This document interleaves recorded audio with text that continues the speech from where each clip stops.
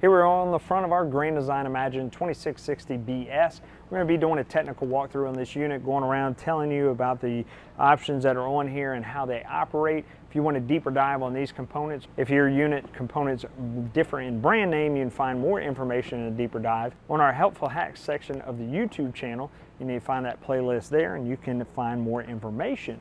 Make sure you click like, subscribe to our stuff so you don't miss the next thing that's coming out. We'll start here in the front. We have our 7-way plug. It's going to transfer all of our lights, turn signals, everything on our unit to there from our towing vehicle. We're also going to have a battery charge line that'll pull off of that alternator, help charge that battery system while you're traveling down the road. Last thing on there is your brake signal. From our brake controller in the truck, it is going to send a brake signal here and activate the brakes on our trailer. Speaking of brakes, we're going to have this lanyard right here. This lanyard needs to be hooked onto our receiver hitch of our vehicle where we'd hook our tow chains up. We need to hook this on there as well. The intent is if anything ever happens to our hitch, it breaks, defaults, whatever, that if this comes disconnected from our truck, this pin will pull out and activate the brakes on our trailer and bring it to a stop. That's not going to happen unless we have a good 12-volt battery on our system having power to be able to stop those brakes. If we don't, that trailer is going to keep on going. So good reason to have a good battery that is well maintained on our system. Now besides that, we need to make sure that that pin is in there all the way anytime we use our unit to make sure that those brakes aren't active when we don't want them to be. In the front here we have our tongue jack, our 12-volt power tongue jack. It goes up, down, has a light on the front. You have a red wire on the side. We follow that over to our battery. We'll find an inline fuse on that system. In the event that this jack is not working, we want to check our 12 volts first, make sure that we have a good battery system, and then we want to check that 12-volt fuse on there to make sure that it's not blown. In the event that you can't figure it out, you'd pull this black cap off the top, stick a crank handle in here, and manually operate that jack system to get you out of a jam. Behind that, we've removed our cover. We can see our 2 propane tanks right here. When they are both on, you can utilize your dual propane regulator. A dual propane regulator has a little selector switch on there. You can go ahead and choose one of the tanks as your primary, and it will begin to use the fuel out of that tank. When it runs out, that little gauge right there will go red and let you know it's empty, and it will automatically start to pull from that secondary tank. Once that tank runs dry, well, of course, you're done. But if you go over here, you change that selector switch over to that prior secondary tank, it'll go ahead and change the gauge on there, continue using that tank, and you can go ahead and have that other one refilled or replaced. Behind that, we have our 12-volt battery storage center for our battery to operate our unit. Over on our driver's side, we have our access to our storage center right here, as well as our control center for all of our items in there. And below that, we have our stabilizer jack. That stabilizer jack is not a leveling system. It's not intended to level your unit. It is a manual stabilizer jack. So in order to level your unit, you want to get stacker blocks, put them under your tires as you're backing up, depending on if you need to level your unit left to right, depending on the pad, and then you use your tongue jack in the front to level it front to back. From that point, you go ahead and put these stabilizer jacks on the ground, and it will reduce the movement in your unit.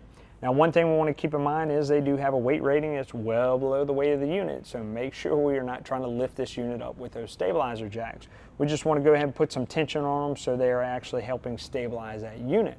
The diamond-shaped form of those jacks is the best form that they can be in and most efficient in order for them to operate. If we do straight up and down, they will bend and break and mess up that jack, and manufacturers aren't going to participate in the misuse of those jacks, so keep that in mind, use them carefully. If we need to add stacker blocks underneath in order to have that diamond-shaped form, then go ahead and have those extra stacker blocks available. We'll go ahead and go over the control center right here in our compartment with a little closer look. All right, so we have our control center. We'll start at the top right here. We are prepped for an inverter. That's if we want to change 12 volts to 110 from our system, using our battery power to change to 110 voltage in order to operate some small appliances or phone chargers. We are pre-wired for that system. Now, we're also pre-wired and prepped with our Furrion solar charge controller. If we have solar panels on our unit, this system will convert that solar power into charging energy for our battery. Now, below that, we have our solar disconnect. If we want to completely turn off that solar system, we can do that with this key right here and turn it off, and our solar will be eliminated from our system. Below that is our battery disconnect. So that battery that we have in the front, if we want to disconnect it, we turn that off. These two are totally separate. Even if you turn off that battery disconnect, your solar will still charge your battery. Now, the only time we want to turn off that battery disconnect is when we're storing or not using our unit and it's not plugged in. We turn off that battery disconnect to help hold voltage on that battery. That way it is not depleted when we go back out to pick up our unit. Anytime we're plugged in, using our camper, storing our camper, anything like that, and we leave it plugged in, we want to leave that disconnect on so that charging system will charge our battery from the 110 side. We have a little light switch right here that operates our front cap lights right there. Moving over to the right, we have our satellite cable and auxiliary cable hookups that go to the inside TVs on our unit. And then, of course, we have our 110 GFCI protected outlet right here. We have our city water connection right here. So if we have a hose bib at the campground, we go and plug that hose into there. We can see our valve system right here. We have city water and tank fill. Anytime we have city water, we want that valve pointed in that direction. If we want to fill our onboard storage, which we'll talk about later, we go ahead and turn that valve to tank fill. There's two ways to do that. We'll talk about the other way and go in more about our onboard storage when we get to that point. Below that, we have our quick connect right there for our blue coiled hose. We can go ahead and hook that up and have hot and cold out in this area. Just before your slide out, you're going to notice you have another pipe right here. This is going to be a second gray tank system. You'd need two hoses for this one. Your rear tank system, we'll go over how to dump both of these when we get over there. We'll also point out you have a Schwintek slide identified by this worm gear rail here on the side. Do have a great video on Schwintek slide systems in our helpful hacks section of the YouTube channel. May want to check that out. All right, here we are at our rear slide. Same thing, another Schwintek slide system. And below that slide out, you can see a valve there and a valve there. One is gray, one is black. You guessed it, gray tank and black tank. We also have that other gray tank in the front. The same rules will apply for that gray tank as we talk about this one. So we have our sewer connection line just like the one over there. Have our sewer hose hooked up going to our port at our campground, or if we don't have one there, of course, we'll have to hold our tanks closed until we get to that dump station. Now, our gray water is just shower water, shower and sink from our kitchen. You may have a little bit of stuff that you put down that sink system, but beyond that, no real solids. So as long as you have that hose hooked up to a sewer port, you can go ahead and leave those gray tanks open all the time so you don't have to constantly come out here and dump it after several showers. Our black tank, however, we need to keep that system closed until we're ready to dump. Reason being is our sewage goes in there, there's solids and stuff in there. If there's no water in that tank, then that system is going to dry up, cause big problems for you. So make sure we leave that black tank valve closed all the time. When we are ready to go ahead and dump our system, we come over to our tank system, make sure our hose is hooked up, pull that black tank valve, and we're going to go ahead and empty everything out into the sewer. When we're ready, we can go ahead and hook up to our black tank flush, which we'll show you the location of that in here in a little while. And that will be a spray port that goes to the other side of the tank and helps push any debris that's left in that system towards this valve and flush it out. Now, once we're ready and satisfied with that system, we turn off our black tank flush. We come over here and we close our black tank valve. We go on the inside and we press down on our toilet valve and we add several gallons of clean water to our system as well as chemicals. This is to make sure that we have water in that system. There's still going to be a little bit of debris in there. It'll get washed down while you're traveling down the road and also help that stuff from solidifying. Chemicals are going to help it degrade as well and keep it smelling good. Here on the rear of our unit, we are pre-wired for a Fury-ion backup camera system. If we want to go ahead and upgrade that system and add that on there, it has the power already there. When we turn our running lights on our towing vehicle, it will power up that camera so you can see behind you while you're backing up or traveling down the road. Down here we have our 50 amp service cord right here. The service cord, put it in, turn it to the right to lock it in. You have a little retainer ring that tightens up to make sure that cord can't get pulled out from kids running around and maybe tripping over that cord. Once we have it locked in here, then we go over there and plug it into our shore power. Want to make sure that our appliances like our AC are off so we don't cause any surges to that when we plug in and unplug from our shore power. Now beyond that, we have a receiver hitch down here at the bottom. It's not for towing a boat, not for towing a golf cart, anything of that nature. It's strictly for a bike rack or an extra carriage you want to put back here for more storage. So it does have a weight rating on that. Keep that in mind, just can't use it for towing.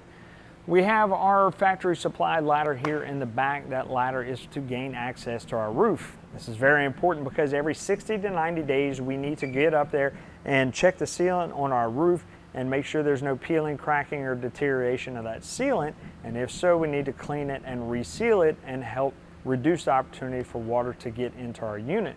This also goes for all the sealant on our sides, around our windows, our lights, so on and so forth, every 60 to 90 days. This is considered customer maintenance. We need to check all that stuff just like we change the oil in our car, make sure we're maintaining it and keeping it up so it'll last for years to come. Manufacturers aren't going to participate in any water leaks if that unit has not been maintained by the customer. We also need to gain access to our roof because we need to clean that rubber at least once or twice a year.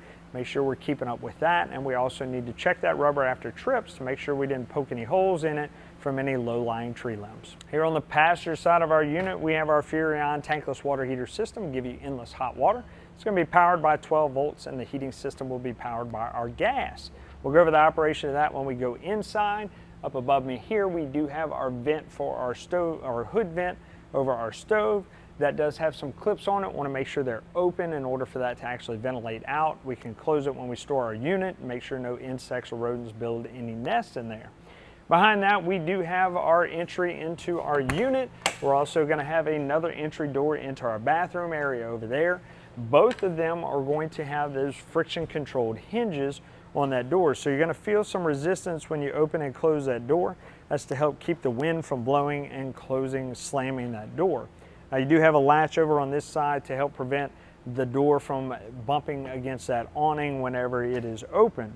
Now both of them are going to have solid step systems as well. In order to store them, we want to make sure that door is open as much as it can be.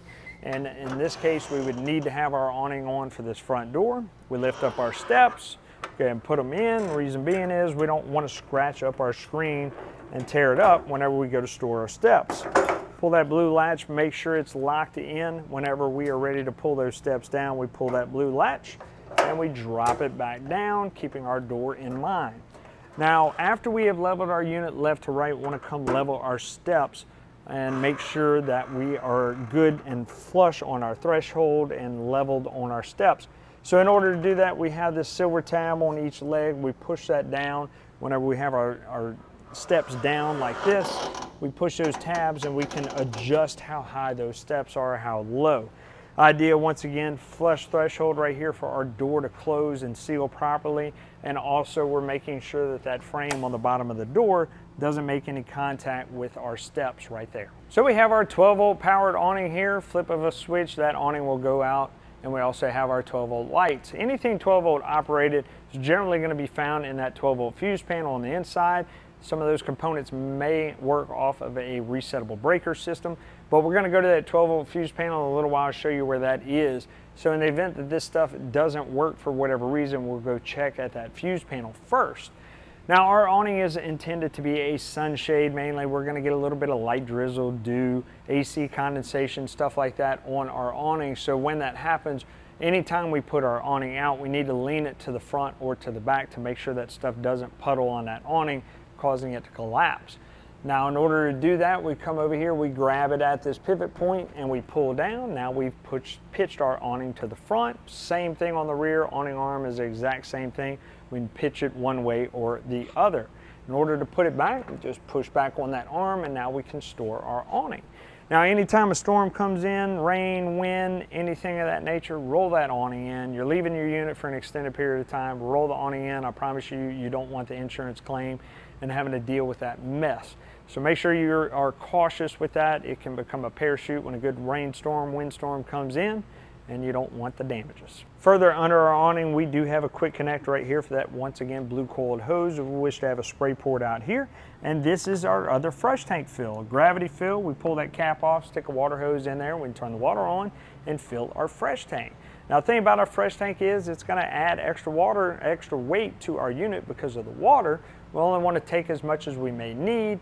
In the event that we are dry camping, we may need a lot because we don't have a water source wherever we're at. We'll use that 12 volt pump we'll talk about a little bit later to extract that water out of that system. And in the event that we don't need the water anymore, it's been in there for a while, we want to go ahead and remove it so it doesn't become stagnant. We have a white valve right up under here. We go ahead and open that white valve and we can drain the water out of that system. Now over here we have our 110 outlet right here, GFCI protected. We'll talk a little bit more about GFCI when we get inside to that main outlet.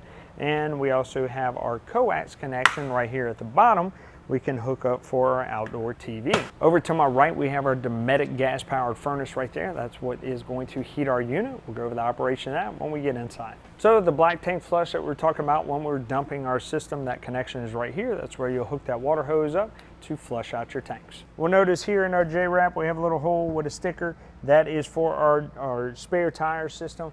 We'll go ahead and put that crank handle in there and we can drop that tire out down if we ever need it. Here we have our control center right when we walk in the door. This will show where all of our tank levels are as well as our battery level for our system.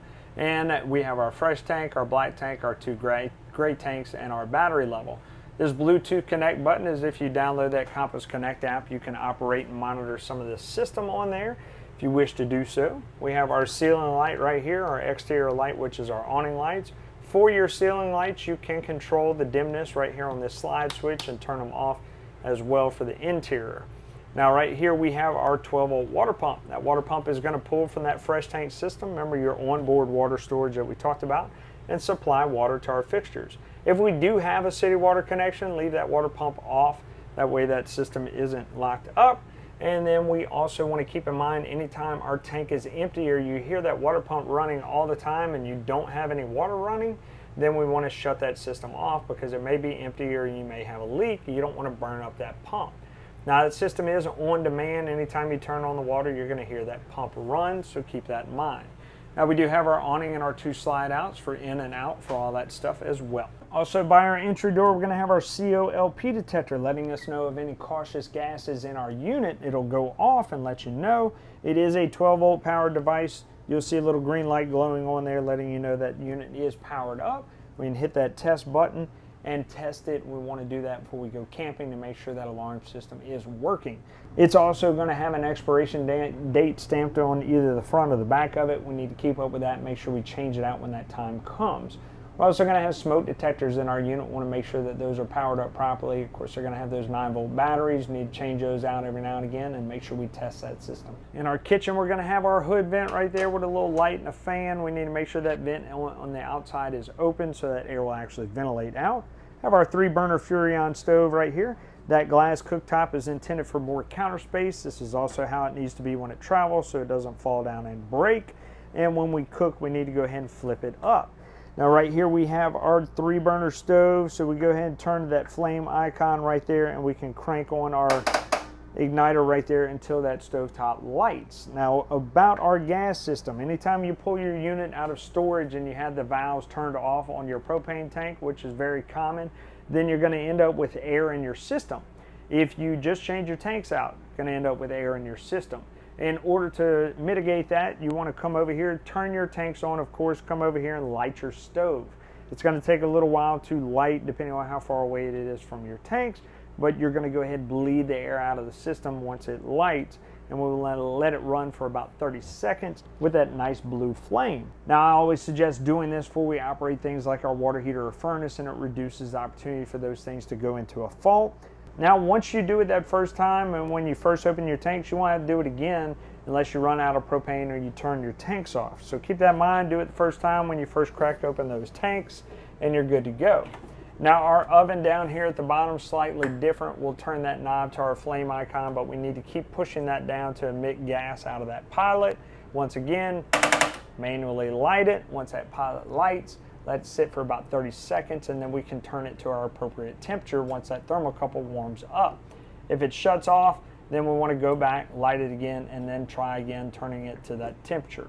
We do have a little switch here on the side. It'll turn those knobs blue. Same thing when you flip it down, and it will also light up our oven. Now, no matter whether those lights are off or on, you'll notice these knobs turn red. Lets you know that the gas is being emitted out of that particular burner, so it's a nice little safety feature. If you have kids that like to play around with stuff, you'll know when it is on. In our slide out, we have our Furrion 12-volt refrigerator controlled by our little knob in here. It can go from off to colder, and then you also have that off-grid option.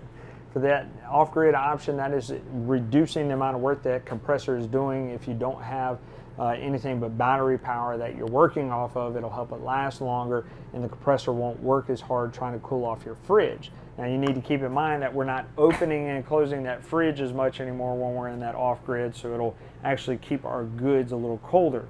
We need to make sure that we understand these don't have drain tubes on them. So after you shut down this system and store it, we need to defrost that freezer and get any condensation out of that fridge, get all that water out. So you're reducing the opportunity for mold and mildew and reducing the opportunity for water to leak out of here, damaging any of your wood components around it, because manufacturers aren't going to cover that kind of damage considered customer maintenance when we defrost our refrigerator. We have our 110 microwave up here that'll operate off of 110, of course. All right, over our dinette booth, we do have our TV and entertainment. We'll see where our coax is hooked in up there. You'll see a button and a little light on there. That button turns the light off and on. Besides that, when that light is on, it's also turning off and on your antenna boost when the light is on. It is boosting the signal so you can pick up more air channels in your area if you're searching for antenna. If we want to search for cable channels, campground has a coax hookup, want to turn that light off. That way it doesn't scramble the channels on there. Below that, we have our dinette booth. Our dinette booth can drop down to add more sleeping options. You pull this little yellow latch down here at the bottom, and then you can go ahead and maneuver that table down to pick it up. Put your feet down on both legs and lift it back up. Here you'll have your ceiling assembly for your Furrion AC. We'll notice that we do have a filter on the return vent. It needs to be cleaned every so often so we're not restricting the airflow to our AC, and it can work efficiently. We also have a dump valve right here. That dump valve is going to help cool off just this area a little bit quicker. When we open it, just the air is going to come out of this vent right here. When we close it, now the air will circulate through our ducts up in the ceiling. Down on the side of our dinette booth, we'll notice our 110 control center as well as our 12-volt fuses right there. Flip that down, we can see labels on both letting you know what they control.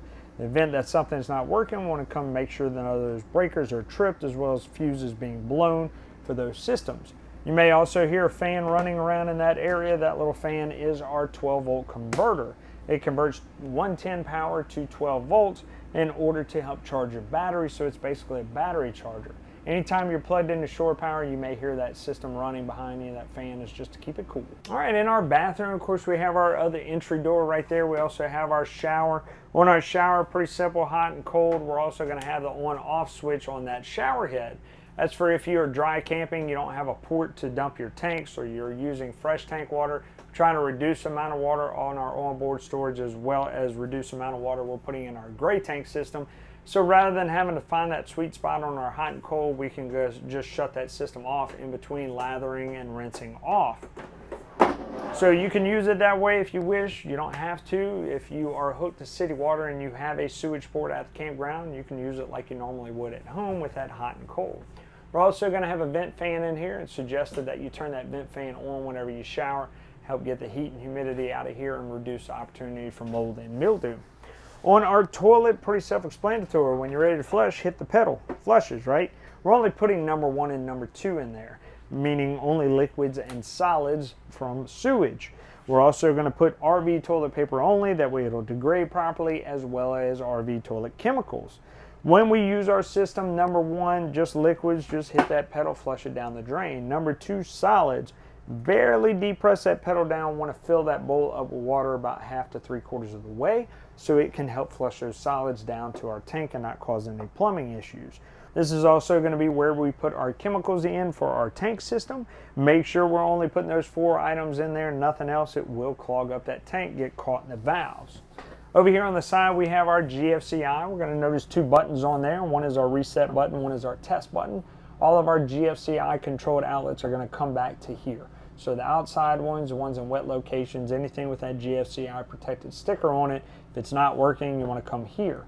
In order to reset it, we just hit that reset button. Green is go. It means everything's good. That light will be off in the event that it's tripped. That we can go ahead and trigger right here with that test feature and then just hit that reset. Now, reasons why it might go out is the outlets got wet or you have too many appliances plugged into those outlets causing it to trip. So you may have to check, make sure they're not, dry out those outlets and make sure that you don't have too much stuff plugged in by unplugging it and then going and resetting that system. In here we also have our Furrion tankless water heater system. We'll go over the operation of that right now. In our bathroom, we'll see our Furrion tankless control center. Pretty simple. We have our power on, off and on, kick it on. That's going to be our set point for our water. We can change that by hitting our up and down buttons right there. Our indicators right here, power, Fahrenheit, Celsius. If we want to change one or the other, we hit that bottom right button, and flame. Flame is only going to kick on whenever we turn that hot water on, indicating that system is working. And once again, on demand, it'll only come on whenever we have that hot water on. Here in the hallway, we have our thermostat for our Furrion AC system, as well as our furnace. We'll go to the operation of that right now. We'll start with our cool option first. Our cool will cool the air throughout our unit. We, of course, set our thermostat to whatever point we want it to be. And we have our fan speed options. We have low and high. For low and high, that fan will run all the time. Now, whenever we want that fan to cut off, whenever the compressor cuts off, much like we likely do at home, we have it on auto. That system will shut off and on with the compressor. Our next mode is our heat mode. Our heat mode activates our gas-powered furnace on our unit. We choose our set point, and our heater will come on whenever necessary. There is fan speeds on here, but it does not change the fan speed on that furnace. It is a single fan speed on there, controlled by the furnace board. Our next mode is our fan mode. Our fan mode simply circulates air throughout our unit without cooling it or anything. This will come out of our rooftop air, and we can just change from high to low to control that fan speed if we wish. That fan will stay on the entire time when we have it in our fan mode. Our last mode is our dry mode. Our dry mode is like a dehumidifier. We can choose our set point, and it will cool our unit down to that set point, and it will continue to cool past that, but alternate every 6 to 10 minutes off and on. That way it doesn't drop that temperature too low and freeze you out of the unit, but it still dries the air in your unit. Another thing to note with our furnace is that the air is going to come out of the vents on the floor. It's not going to come out of the rooftop air. Your only rooftop air is going to be your fan and your cool and your dry. Your heat will come out of those floor vents from the furnace.